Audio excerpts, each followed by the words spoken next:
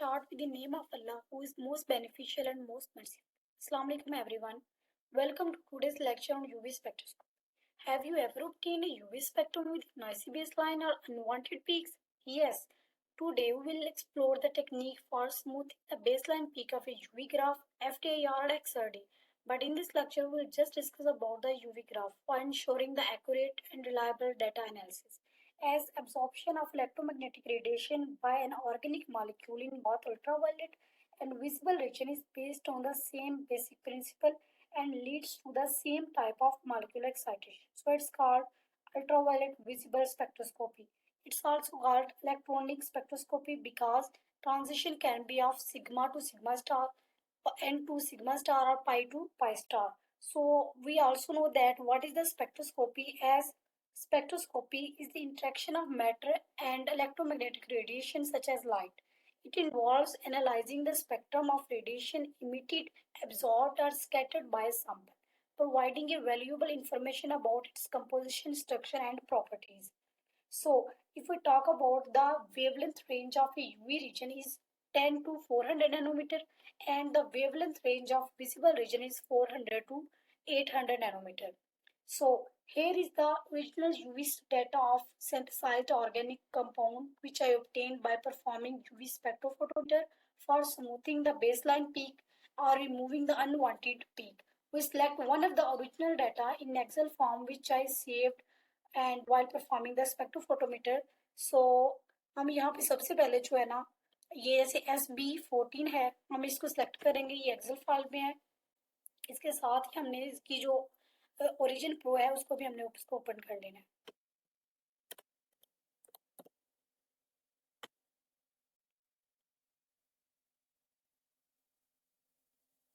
तो यहाँ पे आप देख सकते हैं, सबसे पहले आपने अपने जो है ना वो ओरिजिनल डाटा की तरफ जाना है। यहाँ पे आपको बी का ऑप्शन नजर आ रहा है। अब यहाँ पे बी इज एक्चुअली वेवलेंथ। तो स्टूडेंट्स अक्सर यहाँ पे कौन सी गलती करते हैं, वो जाके क्लिक कर देते हैं इस वेवलेंथ के ऊपर, बाद में कहते हैं कि जी सिलेक्ट नहीं हो रहा। सिलेक्ट कहाँ से होगा, आपने उसकी जो है ना वो बेस को नहीं पकड़ा। आपने जहाँ पे बी लिखा हुआ है वहाँ पे इसको क्लिक करना है। यहाँ पे कंट्रोल सी कर लें, या फिर आपको डायरेक्ट इसको कॉपी भी कर सकते हैं। कॉपी करके आप इसको जो है ना वो ओरिजिन में ले जाएं। ओरिजिन में जहाँ पे लिखा हुआ ए एक्स, आप ए एक्स के ऊपर क्लिक करेंगे और पूरी रो सेलेक्ट हो जाएगी। उसके बाद आप कंट्रोल वी करके यहाँ पे पेस्ट कर देंगे। उसके बाद आप बाय वी को सिलेक्ट कर लेंगे और दोबारा अपने ओरिजिनल डाटा की तरफ चले जाएंगे। नेक्स्ट आपने एब्जॉर्प्शन का डाटा लेना है। एब्जॉर्प्शन का डाटा मौजूद है सी ऑप्शन पे, जो यहाँ पे भी आप कॉपी करेंगे और वहीं पे दोबारा आप ओरिजिन में चले जाएंगे और यहाँ पे आप पेस्ट कर देंगे। अब यहाँ पे आपने क्या करना है, यहाँ पे आपने ए को पहले क्लिक करना है, उसके साथ ही आपने बी को भी सिलेक्ट कर लेना है। जब दोनों सिलेक्ट हो जाएंगे तो आप लेफ्ट साइड पे कॉर्नर पे आएंगे। तो जब यहाँ पे क्लिक करेंगे तो आपको नजर आ रहा है यहाँ पे आपकी टाइप है कि आपने किस टाइप का ग्राफ जो है ना वो ड्रा करना है। वो लाइन है, हॉरिजॉन्टल स्टेप है या आसान हल ये है कि आप चाहे लाइन को क्लिक कर दें या फिर साथ बिल्कुल एक स्ट्रेट लाइन है आप उसको क्लिक कर दें। तो आपका जो ग्राफ है, जो रफ फॉर्म में था, जो रफ स्टेट में था, वो आपका जो है ना वो ड्रा हो गया। लेकिन हमें एक मैक्सिमम वेवलेंथ वाली पीक चाहिए जहाँ पे मैक्सिमम कंपाउंड की एब्जॉर्प्शन हुई है, ठीक है। और चाहे वो यूवी रीजन में है चाहे वो विजिबल रीजन में है, it's depend upon the compounds nature. क्योंकि जो यूवी का डाटा है वो हमें कंपाउंड की प्योरिटी के बारे में बताता है और ये हमें ये भी बताता है कि ट्रांजिशन किस में हुई है, सिग्मा टू सिग्मा स्टार हुई है, पाई टू पाई स्टार हुई है या फिर एन टू सिग्मा स्टार हुई है। और इसके बारे में ये भी बताता है कि जो हमारे कंपाउंड्स के अंदर जो है कॉन्जुगेशन मौजूद है या नहीं है। अगर किसी भी मॉलिक्यूल या ऑर्गेनिक सिंथेसाइज्ड मॉलिक्यूल में अगर उसके अंदर कॉन्जुगेशन मौजूद होगी तो वो यूवी विजिबल नहीं होगा। तो आपने जो है वो सबसे बन जाए, आपने एनालिसिस में जाना है। सिग्नल प्रोसेसिंग के बाद आपने स्मूथ में जाना है। स्मूथ के बाद आपने जाना है ओपन डायलॉग में। यहाँ पे आप देख सकते हैं कि आपके पास सिग्नल प्रोसेसिंग स्मूथ का पूरी पूरी जो डिस्क्रिप्शन है वो ओपन हो गई है। लेकिन आपने किसी को भी जो है ना वो चेंज नहीं करना, just you have to go for points of window. अब ये पॉइंट्स ऑफ विंडो जो है ना ये आपको बताएंगे आपने अपनी जो पीक है उसको कितना स्मूथ करना है। आप 10 करना चाहते हैं, 15 करना चाहते हैं, 20 करना चाहते हैं, 25 करना चाहते हैं, 30 करना चाहते हैं, it's depend upon your choice. तो हमारा जो ओरिजिनल डाटा है सिंथेसाइज्ड कंपाउंड्स का, जो हम लैब में सिंथेसाइज करते हैं, उनकी ऑलमोस्ट जो है ना 25 से 30 तक अगर हम वैल्यू रखते हैं तो हमारा काफ़ी ज़्यादा वो जो है ना डाटा स्मूथ हो जाता है।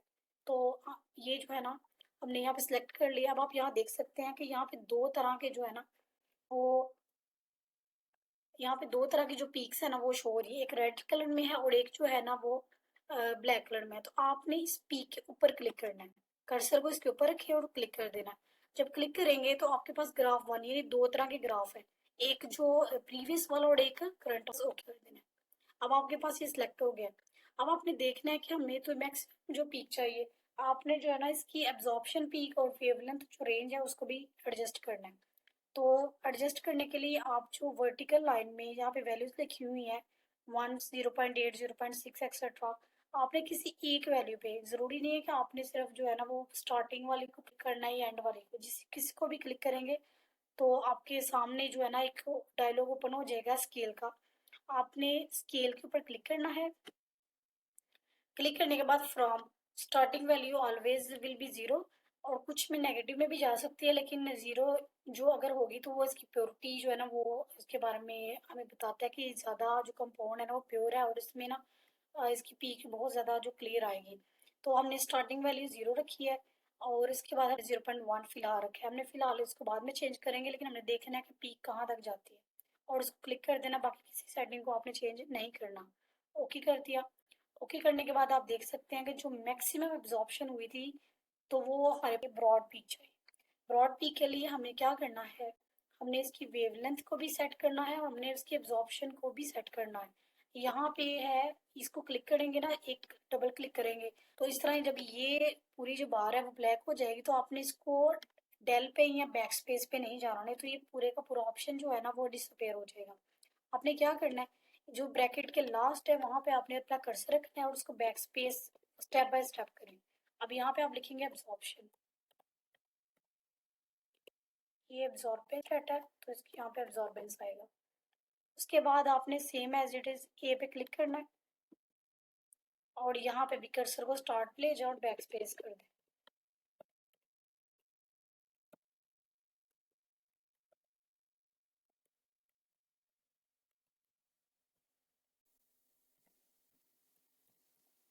यहाँ पे हमने सॉरी वेवलेंथ। अब यहाँ पे हमने इसकी वैल्यू को सिलेक्ट करना है। यहाँ पे आप दोबारा जो है ना इस वैल्यू को क्लिक करें, स्केल पे जाए और अब हमने इसकी वैल्यू को रखना है कि उसकी जो है ना जो इसकी हाइट है पी की वो हम थोड़ी सी बढ़ाना चाह रहे हैं। अब इसकी 0 पॉइंट हम देख सकते हैं कि इसकी जो पीक है वो 0.04 से ऊपर है, तो हमने उसके हिसाब से इसकी वैल्यू को ना सिलेक्ट करना है। अगर हम इसकी 0.05 करते हैं और उसके बाद हमने इसकी जो है ना वो वेवलेंथ को भी सेट करना है। अब यहाँ पे हमने वो वैल्यू सेलेक्ट करनी है जो जहाँ पे एब्जॉर्प्शन हुई है और उसकी करीब तरीन वैल्यू है। यहाँ पे करीब तरीन वैल्यू जो है 300 से 400 के दरमियान है। तो अगर 300 से 400 के दरमियान है तो हम यहाँ पे क्या कर सकते हैं, यहाँ पे 300 अगर कर देते हैं या फिर 280 और स्टार्टिंग वैल्यू 280 या 400, तो हमारे पास रिजल्ट क्या आएगा। अब ये हमारे पास से पहले से बहुत ज़्यादा स्मूथ और ब्रॉड पीक हो चुकी है, लेकिन अगर हम इसे भी ज़्यादा ब्रॉड करना चाहते हैं तो मजीद चेंज करना पड़ेगा। यहाँ पे अगर वो 300 310 कर दे और यहाँ पे हम कर दें 350 फ्रॉम टू ट्रू, तो ये हमारे पास जो है ना वो काफ़ी हद तक जो है ना बेहतर हो गई है। जो है हमारे पास मैक्सिमम एब्जॉर्प्शन पीक है वो स्मूथ भी हो चुकी है। अगर इससे भी ज़्यादा स्मूथ करना चाहते हैं तो इसकी करीब तरीन वैल्यू सेट कर सकते हैं। तो यहाँ पे अब हमने क्या करना है, अब हमने एग्जैक्ट यहाँ पे जो एडमिन है और 25 पॉइंट्स है इसको हमने डल करना है। इसके ऊपर भी डबल क्लिक करें और बैक स्पेस यहाँ पे डल कर दे तो ये रिमूव हो जाएगा। उसके बाद आपने क्या करना है,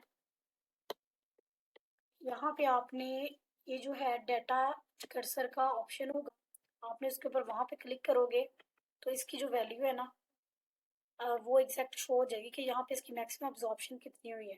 तो इसकी मैक्सिमम एब्जॉर्प्शन हुई है 329 पे। तो यहाँ पे टेक्स्ट का ऑप्शन होगा, टेक्स्ट के ऑप्शन को क्लिक करेंगे तो या फिर आप डायरेक्ट जो है वो अगर हम चले जाएं इस यहाँ पे, ये आपको पर्पल कलर में नज़र आ रहा है, यहाँ पे आप अगर क्लिक करें तो ये है पावर पॉइंट का ऑप्शन। आपने इसको क्लिक करना है, ये डायरेक्ट आपने विदाउट एनी चेंजिंग्स आपने पावर पॉइंट को क्लिक करना है और ओके कर देना है। तो ये जो आपका ग्राफ है वो डायरेक्ट पावर पॉइंट में चला जाएगा।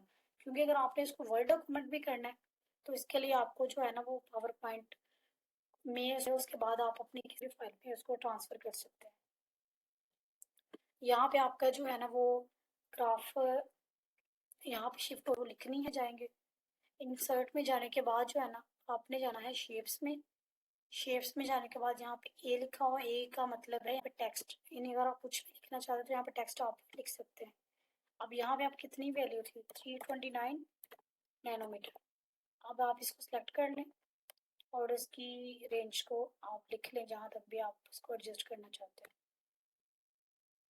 तो यहाँ पे आपका जो है ना ग्राफ जो है यूवी का बन चुका है। अब आप इसको कहीं भी कॉपी करके कंट्रोल ए करके कॉपी करके आप इसको कहीं भी जाके अपने वर्ड डॉक्यूमेंट में पेस्ट कर सकते हैं।